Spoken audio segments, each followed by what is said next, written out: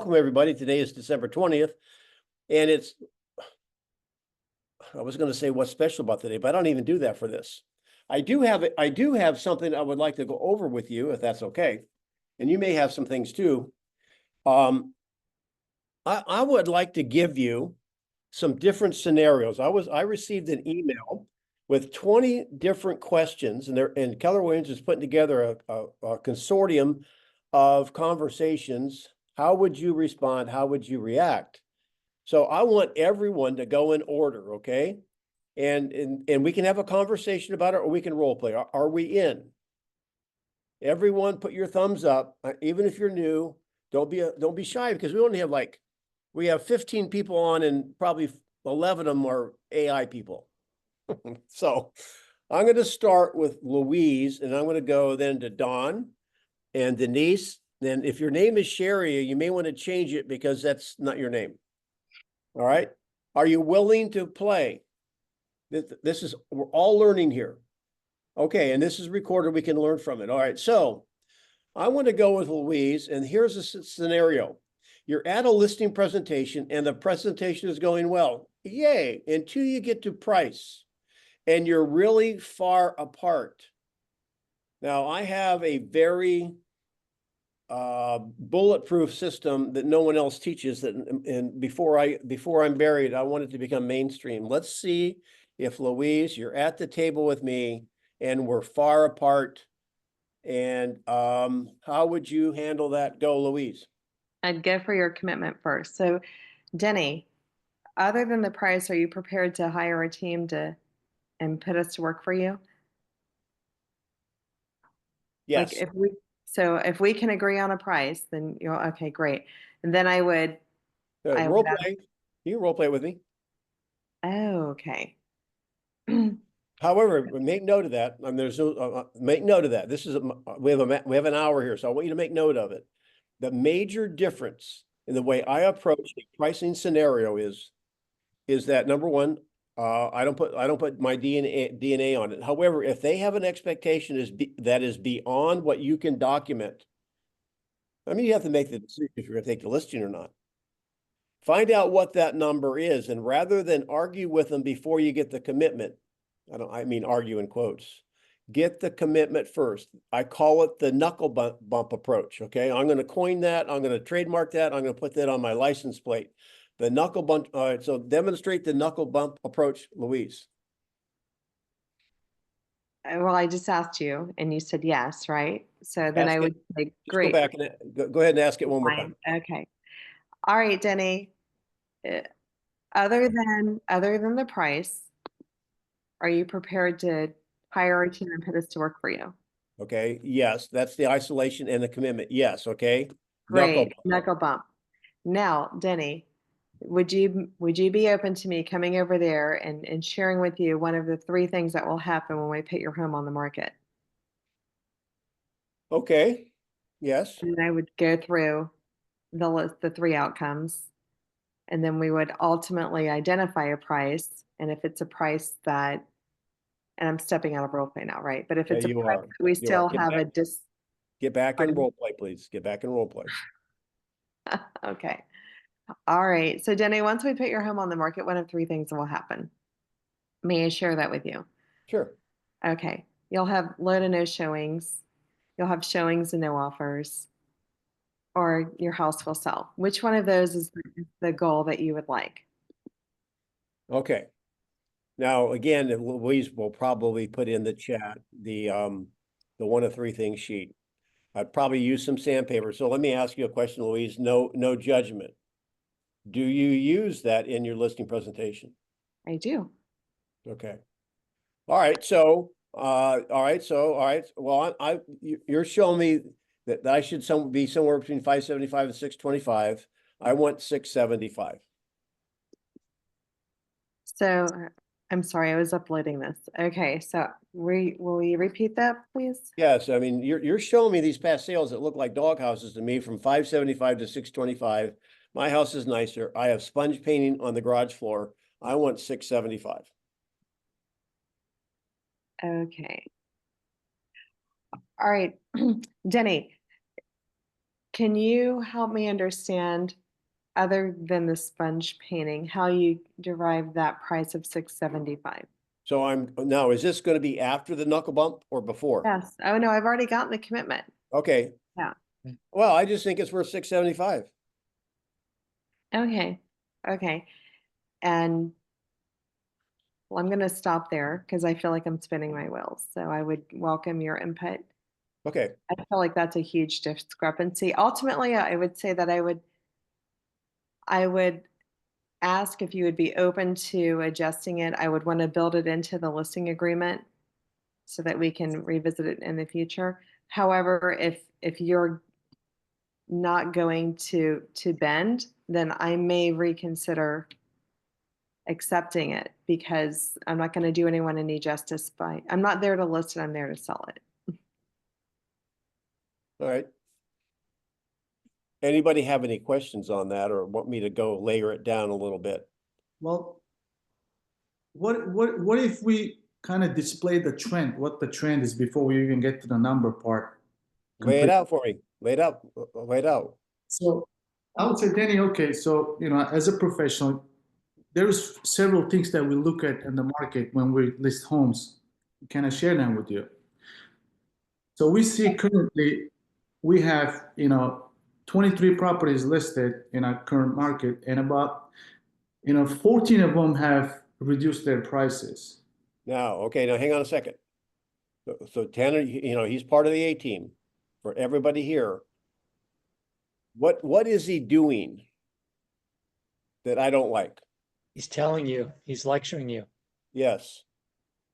So if you want to become the expert, at least start with the question. All right, which question am I referring to, guys? Always ask this question. May I share with you, or may I show you something? Permission. What are you gonna, That's not really a question. what are you gonna do, Danny?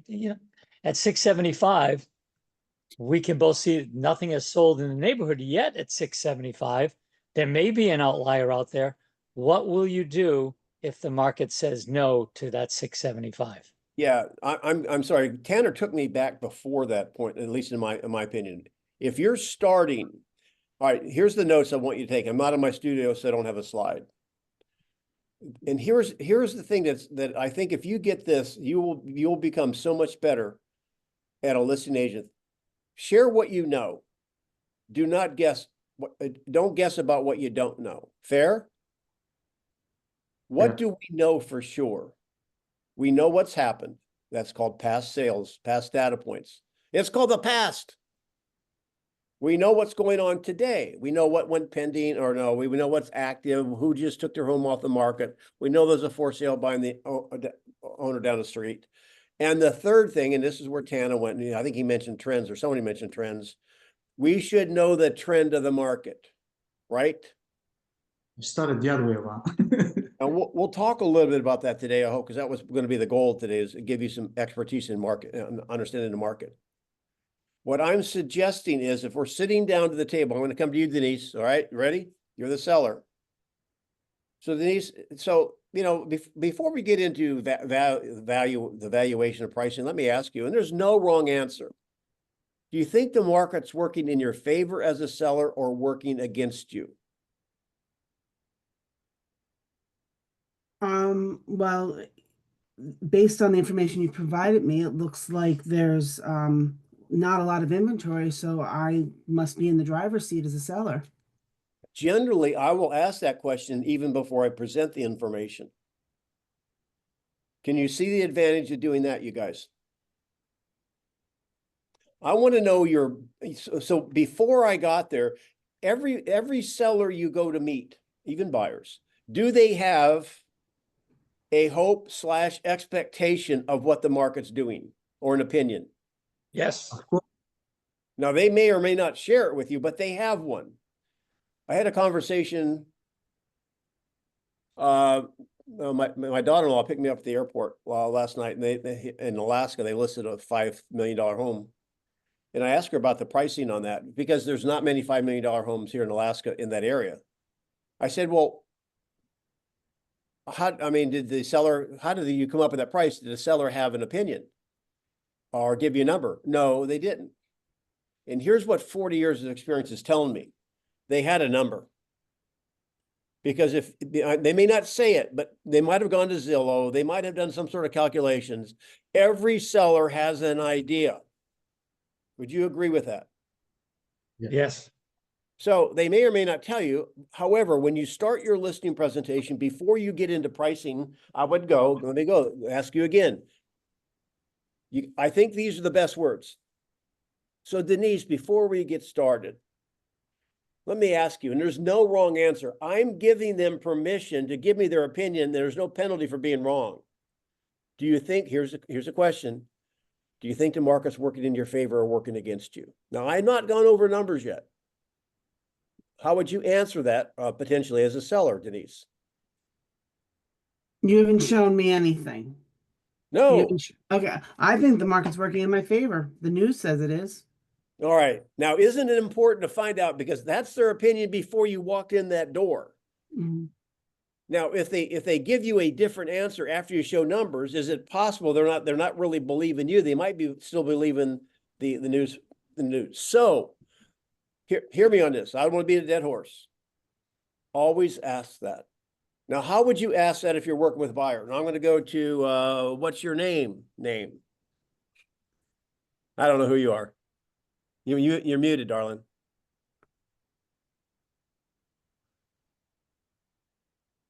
That sounds a lot better, doesn't it? Yes. So, all right. So you're the buyer. How would you ask that question? My to a name buyer? is Cecilia. Cecilia. How would you ask that question to a buyer? Can you repeat the question? I'm having some connection issues there. Okay, you can listen up. Okay, so Scott, going to you. Get ready. I call it the meat thermometer, the starting point. You're the Uber driver, and that's where you're picking them up, whatever metaphor you want. I just went through and I asked the seller, and the seller here was Denise. Hey, listen, there's no wrong answer. Do you think the market's working in your favor as a seller or working against you? How would you ask the question to a buyer? I'm having issues.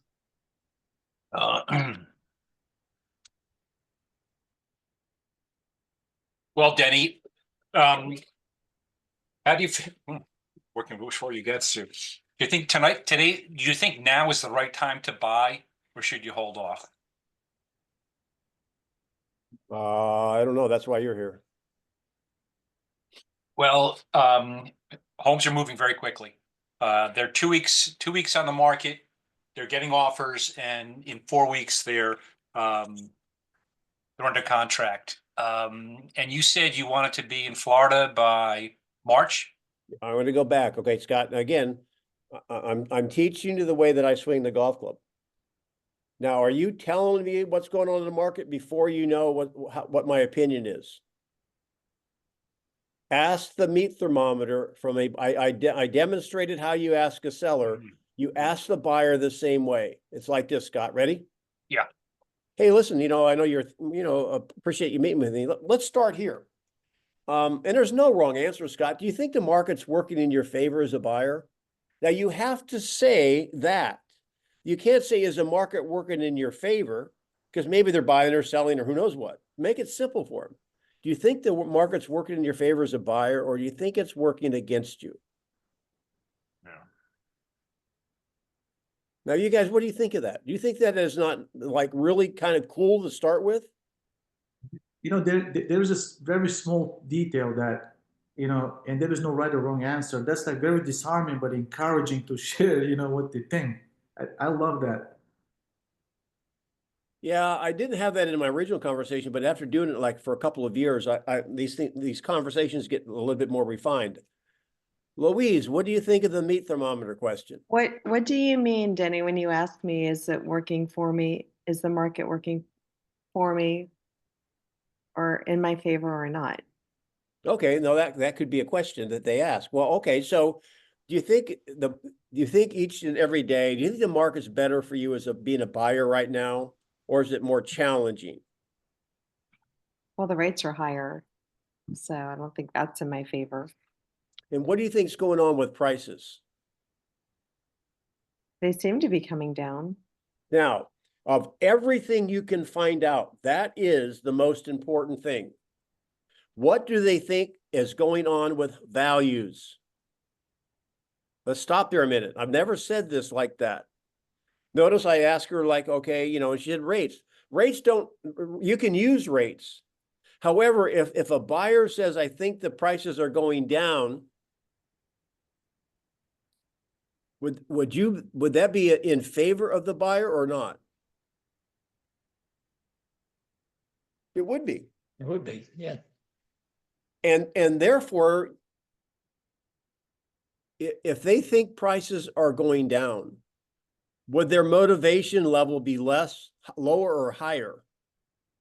I think I'm just gonna wait. If the prices keep going down, I'll wait until they get lower.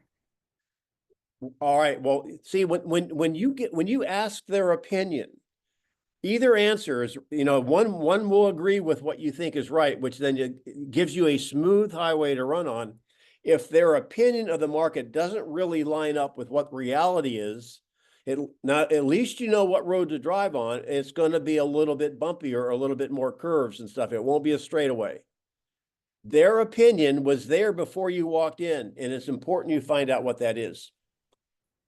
So when we're working with sellers, we should know this before we walk in because we have questions we ask prior to our meeting. And what would that be? The pre-qualification questions. And the one in particular that I'm thinking of is what price do you have in mind for your home? What price No, will I it don't. be All right, low? hang on. Let's role play that because that could be good or bad. Well, I have something in mind, but I want to hear what you have to say. All right, that's one answer. And How do you and I'll respond? and I'll share that with you, Denny, when I meet with you tomorrow afternoon. What price won't you go below? I would never ask that question. So, you know, some people ask it. It's on my pre-qualification sheet. So, Why, Danny, why would you never ask that question? Because I was trained to ask that question too. I'm just curious why you wouldn't. does that sound like you're working for or against the seller? So, Against. and I'm giving you like one question out of, I think it's about 17 or 18 questions, right? So taken out of context, it might just not resonate well with you, but it goes with the flow. The questions that preceded and follow it. I get it. It And gives it us an probably comes, idea if they're being realistic or not, so we can better prepare for the appointment. okay. And again, this is just the way I swing the club. And there are a lot of people out there that are very successful that can say that. No judgment. However, in my mind, that's like, you know, I'm getting ready to ask this girl to marry me. And I'm going to ask her, say, how naughty can I be? And you'll still marry me. Yeah. And I don't think you're going to get the right answer anyway. So use it if you want to. All right. Now, all right. Another variation, Louise, on the pre-qualification question, if they don't, well, all right. So you asked me and I say, well, you know, I'm not, let's just role play that just one more time. You asked me how low would I go? Well, I'm not going to give my house away, Louise. Oh, Denny, and then I would share with you, we've never given a house away. Okay, good. Well, we'll see you at 3 o'clock then tomorrow. All right.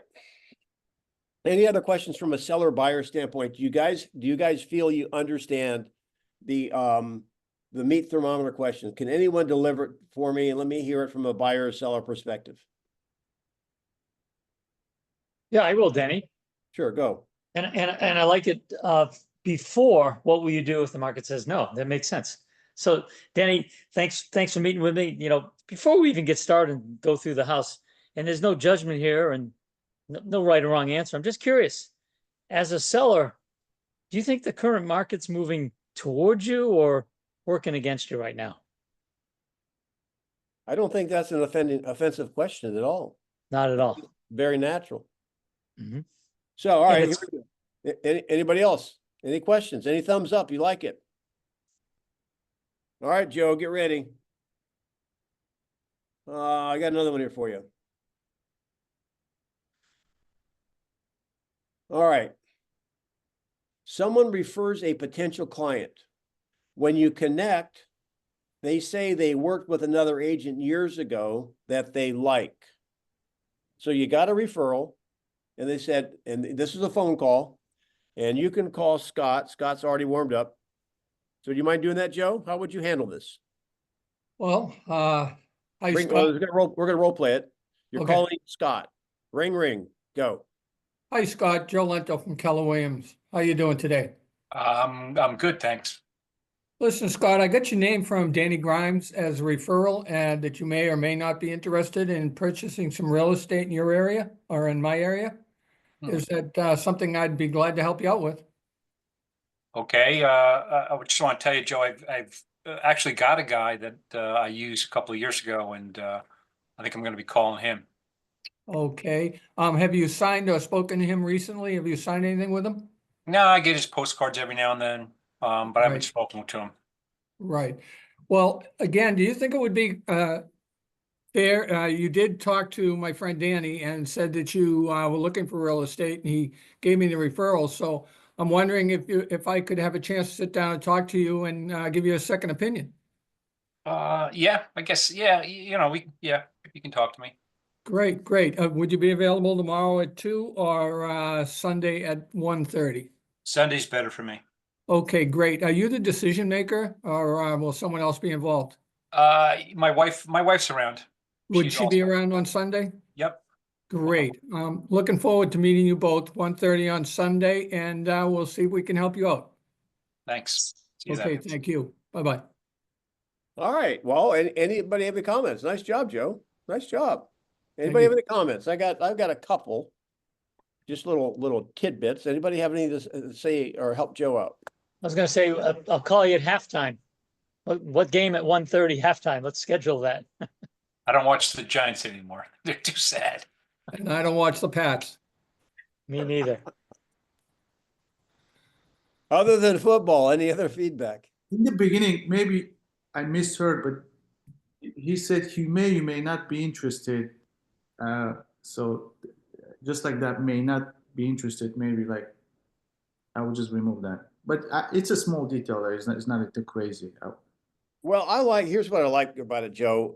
When he kind of threw the curve, well, I got an agent, sends me postcards out. I think I'll be using him. And, you didn't kept moving forward, getting a second opinion. A couple different things at that point. And you actually brought it up. And this is where I thought, well, that was smart. I would have said, okay, so you have this other agent. I would say, well, let me ask you, how do you know Denny? Remember, I'm referred by one of his friends. Well, tell me how you know Denny. Well, we play racquetball together all the time. Oh, really? How long you known him? Blah, blah, blah. I would go back to what you have in common. And that would be the person that's referring you. Now it's not like, okay, so there's a guy he plays racquetball with and his buddy that he's getting postcards, not buddy, it's just somebody he knows. His friend is referring you. And then when you have that common bond, now you have this kind of like a little threesome going on there and say, well, why do you think does Denny know this other real estate agent you know? And why do you trust Denny? I would go down that road. One more thing I'll say, and you guys give me your comment on this because maybe I'm just a little bit more indirect. I think it's a little too direct. It felt uncomfortable for me when you ask, are you the decision maker? Yeah. That's something we're also trained to do. Could you say, Denny, I say, because you typically know, but if you don't know, are there any other decision makers, Scott? Yeah, my wife. Oh, great. She gonna be available at that same time? Yeah, she'll be home Sunday. Watching Awesome. football. And if she has any questions before this, if she finds out, what do you mean you're talking to a real estate agent? If she wants to talk to me before then, I'm happy to have a private conversation with her before our mutual call. Fair enough? Yeah. That's good, Don. Probably what I would say is there anybody else that will be involved in the purchase with you? The decision maker just is like a little bit like, maybe I'm just raised. That's just like too much under the hood for me. All right, next. All right, we're going to Barnabas. You ready? Before you go on, can I just reference a quote in the chat that we got from Matt Sharp Sure. regarding another agent that might be the best option? And considering that this is such a large financial decision, would you find a benefit of at least getting together or getting another opinion? So it puts the person's guard down, right? That might be the best option. And considering that it's such a large financial decision, would it be a benefit to get another opinion? So you Is introduce is Matt on the call? Yeah, No. that sounds like Matt. It is. That's what I said. I got that from Matt. Oh, I I don't see. see him. I don't see him. He's not here. No. Oh, I got it from Matt. I got it. I've got it from a previous. Notes. Yeah. Notes. That does sound like Matt. Okay. We're going to Barnabas. Ready? Yeah, what I had an important phone call I hopped on just a minute ago. Are we still doing the lowering the price thing, or what are we doing? I have another one for you, unless you want to do that. Yeah, All right. I need help with that because I have a client that needs to lower her price a little bit. All right. Anybody want to handle that besides me? I love this. I love this. Nobody? Come on. All right. Go, Barnabas. Go. You're the seller? Yeah, I could be the seller. Okay. And how long has it been on the market? Let me tell you, at least 20 Approximately. days. 20 days. All right. 20 days. How many showings? 0. All right. One offer. Well, one showing, one offer. We'll say one showing, one offer because technically it was a wholesaler, but it was one offer. So- All right. So do you use the 1 to 3 outcome sheet? Yeah. And did you go over it with him on the listing? Yeah, I went over her with her at the listing. Okay. So again, it's important that you share the 3 outcomes when you meet with them. All right. So now it's been 20 days. Okay. So this would be the weekly call. Barnabas, hey, look, this is Friday. It's time for our weekly call. Are you ready? Yeah. Okay. I sent over to some information. Did you have an opportunity to look at it yet? Yeah. Can you remind me which information you'd sent over? It's the same stuff every week. I'm going to give you a market update. You know, hey, the house down there had the green shutters that was pending. That's now back on the market. And the other home, there's one house similar to yours, a couple miles away, went pending. So there's been one sale, one back on the market. So we're about the same. Okay. Then I'm going to give you a marketing update. All right. So let me give you an update on how the marketing's working. In the last week, since we talked last week, we've had 180, you've come up in 185 searches. People are looking in this area. You're in a popular neighborhood. So 185 people have seen your home in the general search, and 14 of them went in and actually took the virtual tour. So the marketing's working. However, we've only had in this past week, in the past 20 days, we've had 1 showing.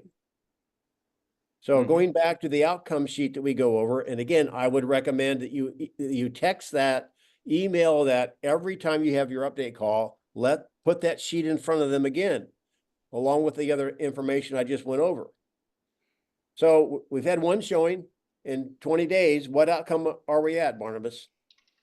We had that one offer. It kind of fell apart and it was below what I wanted. So it looks like we're at the outcome where we're not getting many offers. Many offers or many showings? Not many showings or offers. Okay, so that would be outcome 1 or 2, correct? Yes. Okay, and what is the remedy? Honestly, I think when I had this listed on Zillow before I decided to list with an agent, when I had all that furniture and that pool table in here, I was getting more interest. I think we just need to stage it a little more with some new furniture. Okay, so you want virtual staging, or do you want are you going to do you want to purchase furniture for staging? If you want me to buy some furniture, I could bring some furniture from my house, or we could buy a little bit. All right, well, okay, so now you've got all right, so sellers want any remedy other than what, you guys? Lowering the price. That's right. They want you to stand on your head and juggle. They want you to do more marketing. They want you to do whatever. So the bottom line, so you could do that, but here's my concern is that You said, I'm gonna give you the question. When you have a stubborn seller, it's not about staging. They're not positioned correctly. Where do you go? Where do you go next? Second base. Motivation. Right. You've got Bartimus. So you said that basically you wanted to be in Sandusky, Ohio, by February 14th. You're getting married. That's where your Valentine lives. So my question is, if you want to be there and you work it backwards, that means we should be under contract by the first week of January. Are we on that trajectory? No. So now, who's got the problem? If a seller has motivation, they're in the pressure cooker. We are never in the pressure cooker unless you put yourself there. Does that help you, Barnabas? That helps. She does. I don't know what her motivation is other than she purchased the house. She's already paid it out, and she doesn't know what she wants to do with it now. She said she'll just take it off the market if nobody puts in an offer. All right, somebody take that. You're the same seller. Somebody take that. I'll take it off the market if no one gives me the offer. Okay, Who wants it? I'll take it, Danny. All right. You the seller? I'm No, sorry. Yeah. Barnabas is. Yeah. All right, so you're saying you want it, you would take it if we don't get an offer? If I don't get the offer I want, then I could just take it off the market and wait. Okay, so Barnabas, let me just refresh you everything. What was the reason you really wanted to make this happen? I mean, it's just an extra house I have. I bought it for my son, but he didn't want to live in here. He just decided to live on his own. So I just need to, don't need it anymore. And I mean, like, what was what outcome were you looking at exactly? I wanted to sell it for $160. I'm sorry, $160,000. And what would you do with that $160? I'd probably just put it in my account and probably invest it in something. So if you were to invest that $160,000, like, you don't have to be accurate, but more or less, like, what were you hoping to get in return? Annual base. I don't know. I'll have to talk to my finance person about it. I'm not really sure the best place to put. I have not invested a lot of money at this point, so we'll talk to him. I mean, were you hoping to get 10% return, 5%, whatever? Like, but you were hoping to get something in return, correct? You're not going to just put them there. Yeah, 10% would be great if I could find a way to invest that, get 10%. Okay, and by not putting that there and just holding off the house, like, how does that help you? By the way, okay, so now you see he's dancing on third base, trying to find the pain. Yeah. The key word there. Now, again, this is interesting because they have an investment property. It's not like they have to buy another house. Well, I'll just keep it. Okay, you're going to keep it. Then are you going to, if I say, well, I'll just keep it and rent it, what is a potential pain point? You don't have to role play. Just tell me. Tenants. What would be that a don't street pay. you could drive Tenants down? and toilets. Deferred Tenants and toilets. I've never heard that before. Yes. What else? maintenance, yeah. Yeah. All right. So they have, they say you never, how do I say this? You don't really know anyone until you marry them or rent to them, right? So it's that landlord-itis type thing. What else? What else, guys? There's another avenue other than that you could drive down. It's always in existence. Always. It's Property called tax? Oh. No. It's what is going on in the market. Louise and I are in Florida. We're seeing our inventory pick up, and there's downward pressure on price. So if there's downward pressure on your market and they want to wait, what would you say to me if I what would you say to me to get me into reality fast? Denny, the market has changed this percentage over the last 6 months. How would you feel if you waited another 6 months and it continued on that trajectory? Okay. How about you Well, ask the let's do meat it. thermometer question? What do you Well- accomplish? What do you hope to accomplish by waiting? All right. Seller, I use a groundhog one. I would just use my Groundhog Day one. Every day you wake up, your home is worth less money. So if that's the case, then how long do you want to wait to sell it? Now, do you see how, now again, this just may be the way I look at it. It's the same thing Louise said. She used a percentage, but which way do you think has a more emotional appeal? And it may depend on the individual, but giving them the picture that their house is worth less every day they wake up, is that not like personal? And what if they're not even living there and they're not renting it? One of the key words, and you guys picked up on it, Carry Barnabas, cost. what'd you say? I said carry cost. Yeah. Because he said investment. I think you heard that. When he said investment, what do investors do? All right. So in our marketplace, all right, so who wants to handle this? I'll give you the scenario. I'm a seller. Our market's down 15%, probably if I'd have sold it a year or so ago. I've owned it for like 10 years. I'm just going to wait for the market to come back. Who wants that? And I know Denise and Joe, you guys are being quiet. Scott? I'll do it. All right, Scott, go. So Denny, I hear you want to wait until you get your price. The market's down 15%. Can you tell the future? Okay, now let's think about that. Now, do you like that question? In some, maybe I should say we can't predict the future. We just know what's happened up to this point. Do you want to take the chance that somebody's going to come along and offer you 15% more than what it's worth right now? All right, you're okay. So let's break this down a little bit. Whenever write this down. This would be a good note for you guys today. And I say it. I want to say it every week because it's important.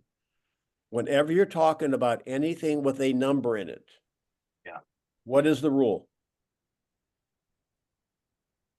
It has to do with airlines. Delta. Fly Delta. Yep.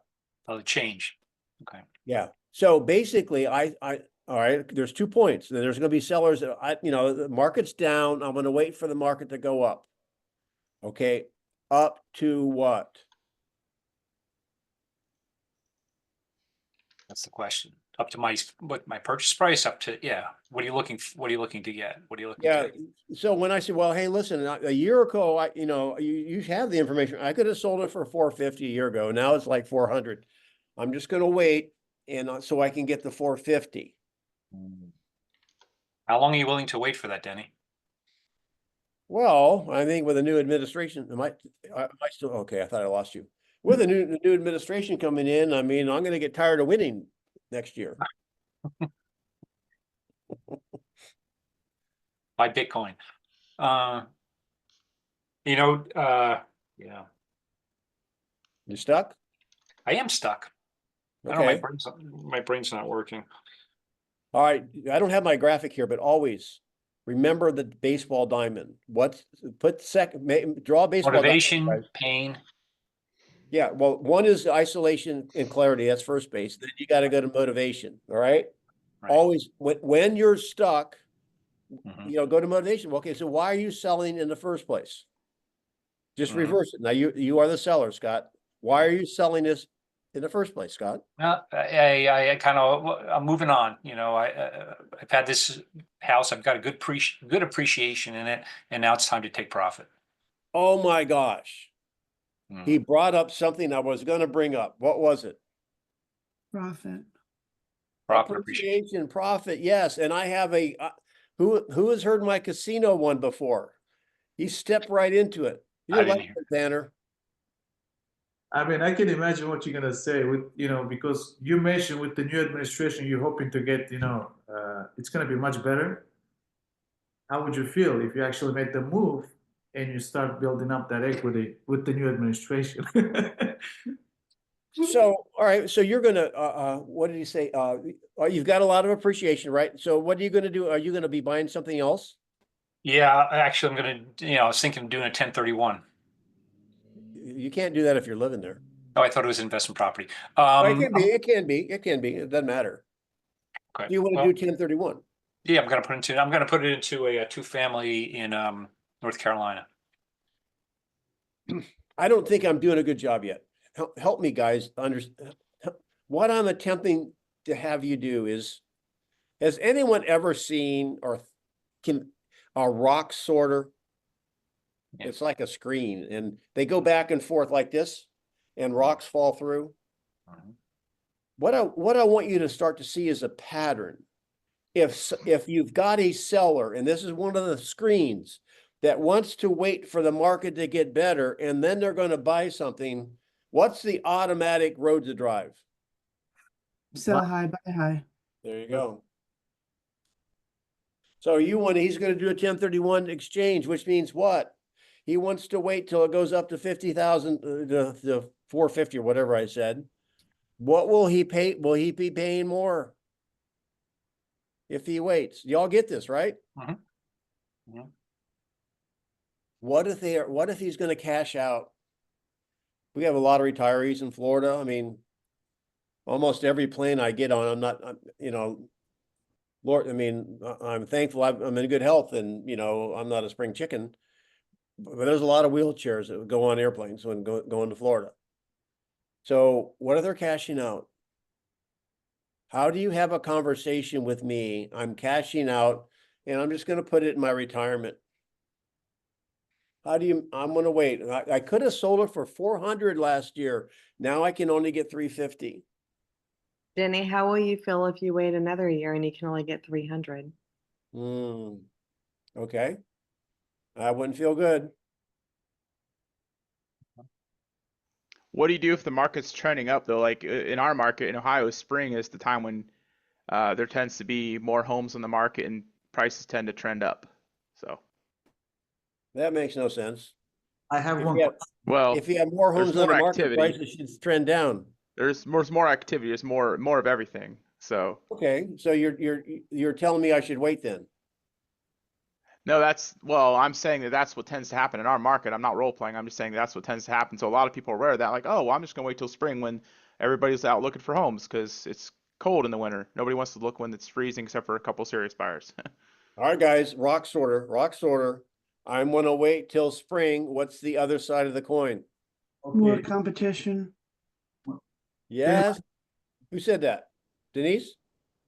All right, be the agent. Talk to me. What do you mean? Well, Denny, a lot of people like to wait until the spring, so Don't they here, hang on, darling. You made a statement. oh, How would you do that in a question? well, when do you think most people like to make their move? Beautiful. That's exactly right.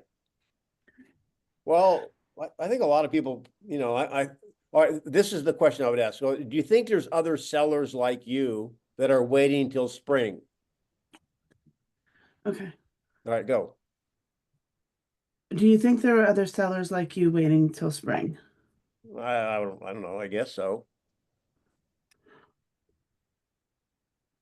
What happens if you're not the only home on the market in your neighborhood? All right, you can paint a stronger picture. There's a more powerful question. Help her out. What's a more powerful question? What happens if 10 other agents are also or 10 other people list their homes in the spring at the same time? If there Okay. was more sellers like you, Danny, would that work against you or in your favor? Yeah, see, now you guys are all around it, but Tanner's question was a little bit more personal. Well, if let's say there's more sellers that come on the market in the spring like you, that means there's more competition. Is that working in your favor or against you? It's about them. So you can ask it, and there's a little more emotion involved in that. All right, that's one part of it. What about the buyer side, guys? Rock sorter. What about the buyers? Same question. Do you think there'll be more people looking to purchase during spring and summer? Well, Yeah. if there are more buyers out there and more inventory, what do you think happens? If buyers have more choices, what do you think that does to your pricing? Yeah, but again, all that is only because there's more sellers. But what is the advantage of them getting ahead of that market relative to buyers? It's the same thing. It's the same conversation we have about buyers looking at property during the holidays. What does that mean? Higher prices, Not prices. Well, it could be, but more competition, basically. There's less No. competition. Serious. where I'm going is all right, so if there's more houses that come on, and that is the traditional selling season this spring. If a buyer happens to be wanting to buy before spring, what does that mean? They're They're more serious. serious. They're more serious. They're a better buyer. They'll probably pay more, be And more guess flexible. what? And there's fewer homes. So my question is, do you want to be on the market when the most serious buyers are looking, or you want to wait and basically it becomes like, there's a lot more competition and the buyers have choice. Y'all seeing that? Yeah, the buyers don't have as many choices, so they may pick my house. The thing is, gosh darn it, I want to be able to do this, and I want to help me do Also, this. question, Danny. I came some. I don't know if that's gonna be so. Danny, if you knew for certain that there's gonna be more competition in spring, that potentially might prevent you from getting top dollar for your house, do you absolutely have to wait? Yeah, but there may be more competition, but there'll be more buyers in the market, so it'll be a push. Okay, so when you sell, you will buy it also, no? No, I'm actually just selling. I'm not buying them. We already have our other house. I'm just selling. I'm gonna put this in my retirement fund. Okay, so if you, in a perfect world, what's the soonest that you would have loved this to be taken care of and you basically moved on with your life? I'm indifferent, but if it happens in the next, 6 months, I'm okay. So what would that do for you if you had it done sooner than that? I'm indifferent. If there's advantage in doing it sooner, Well, I mean, is there one? I don't know of one. well, then I would go back to your thing, Danny. I would bring it back. Like, do you think What? No, come on.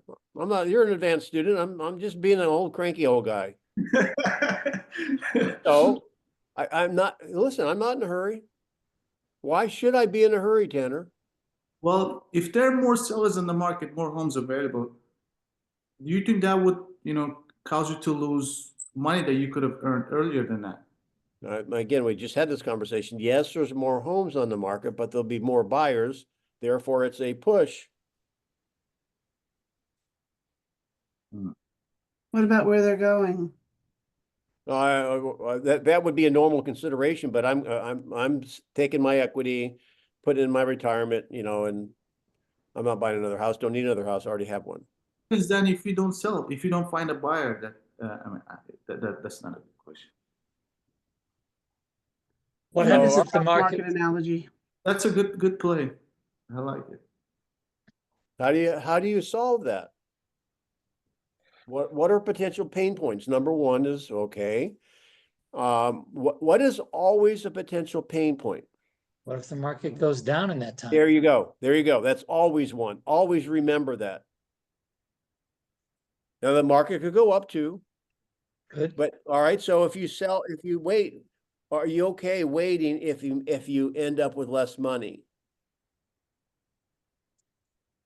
So, when you think about the COVID market, without getting into the weeds of all the other things that were going on, let me ask you the question: why COVID market? But there's been other markets. I think back to 2001 to 2005, we had tremendous growth, sales, appreciation. Then that led to the bubble burst in Scottsdale or Phoenix, Southwest Florida, and Las Vegas. Why are markets more active when there are strong seller markets instead of buyer markets? Those people that sell tend to buy. That's probably true in most markets, but why are some markets just like a frenzy?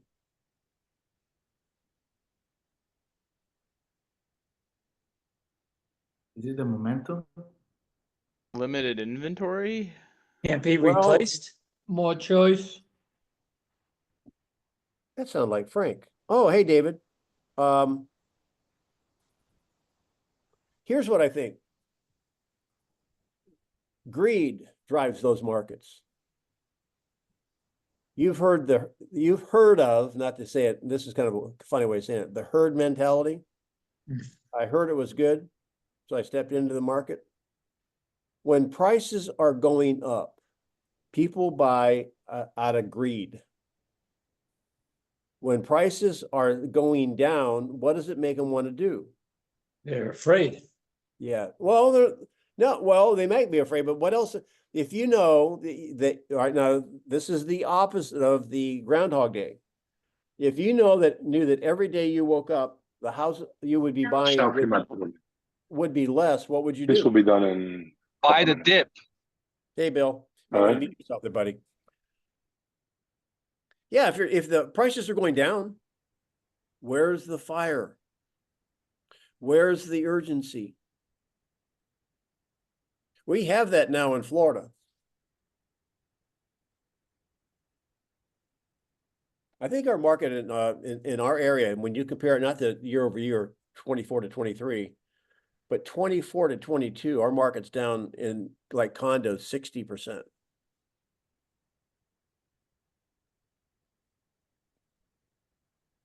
So let's put a bow on it. If you're in a flat market, what levers can you pull to create urgency for a buyer? Give me one. I'm a buyer. Rates, interest rates come down, more buyers come in the market. Okay. Yeah, that's true. More What else? competition. What else? Building equity in their home. If they're renting, sure. They might already own. Leveraging the equity that they have in their current home. All right, so David's in my market. I'm a buyer. I have a house to sell and I want to get a bigger home in a newer community.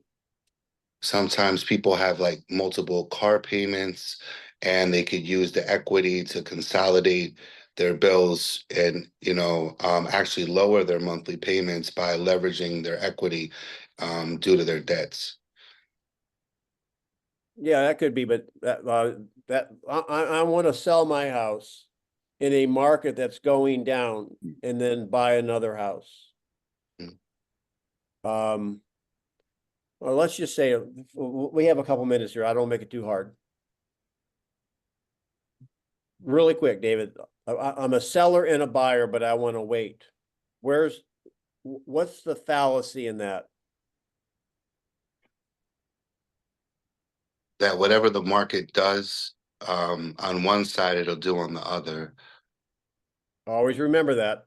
One more, there's another, what else is coming through your mind? What else is coming through your mind? Selling in That The market you buy in is the market you sell in. Yeah. Yeah. Yeah, what else? Does it matter what you're selling and what you're buying, Denny? Like you may be selling a single family, buying a condo, maybe. I don't know. Does that matter? It could matter. I had another thought, gosh darn it. It's sometimes the market goes through things like here, if we get hit by a hurricane, the market stops, or COVID or any kind of national event, it could stop you from buying and selling. So I'll end with this and you might be able to share an aha or so with me. A seller wanting to sell their existing home and buy another home. Is that a seller and a buyer? I think it's a buyer. What is it? Is it a seller and a buyer, or is it a seller, or is it a buyer? I would say just a buyer. How can you know? Find out their why. Yeah, here's the answer. If you have to sell in order to buy, what are you? Buyer. Seller. No, Seller. Oh. you're a seller. If you can buy without selling, then you could be either. However, I would work on them as a buyer first. Or you can find out which way they want to do. That would be the point of that. If you've got, and many times people want to sell, they're going somewhere else to buy. If they have to sell first in order to buy, they are a seller and a wanter.